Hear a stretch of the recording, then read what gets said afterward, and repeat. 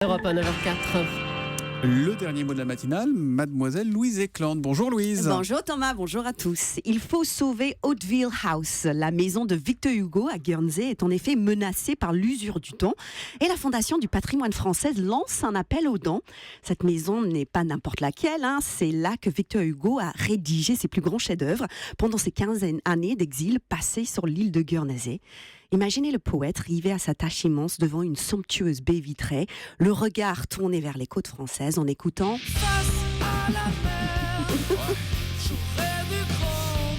Alors, a priori, c'est pas Calogero qui a inspiré la légende des siècles, les contemplations ou les travailleurs de la mer à Victor Hugo. En tout cas, sa maison mérite un petit ravalement car elle révèle une facette méconnue de son génie protéiforme. Tiens donc, et quelle facette? De quoi s'agit-il?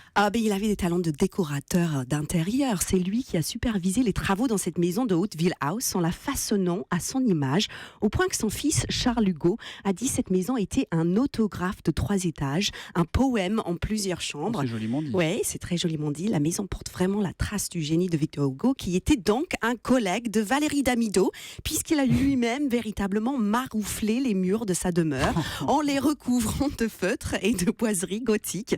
C'est assez chargé comme déco, mais ce serait dommage de laisser ce trésor national se délabrer.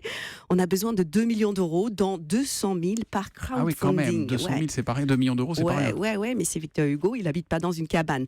Alors, pour trouver l'argent nécessaire aux travaux, on pourrait demander aux habitants de Guernsey, mais je rappelle que c'est un paradis fiscal qui appartient à l'Angleterre. Autrement dit, c'est l'île aux radins. Faut pas compter sur eux pour sortir l'auteur des Misérables de la misère. Il vaut mieux se tourner vers les francs, c'est formidable. Je sais que votre générosité a déjà été beaucoup sollicitée ces derniers mois. 4 € pour la primaire de droite, 4 € pour celle de gauche, 8 € pour le résultat qu'on connaît. Mais avec Victor Hugo, ce sera de l'argent bien employé. Louise Éclante qui est capable de mettre dans la même phrase Victor Hugo, Calogero et Valérie Damido. Oui. Bravo, alors là je dis bravo. À demain matin ma chère Louise.